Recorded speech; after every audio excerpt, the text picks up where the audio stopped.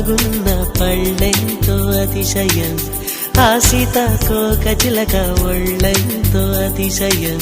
వేణువులో గాలి సంగీతాలే అతిశయం,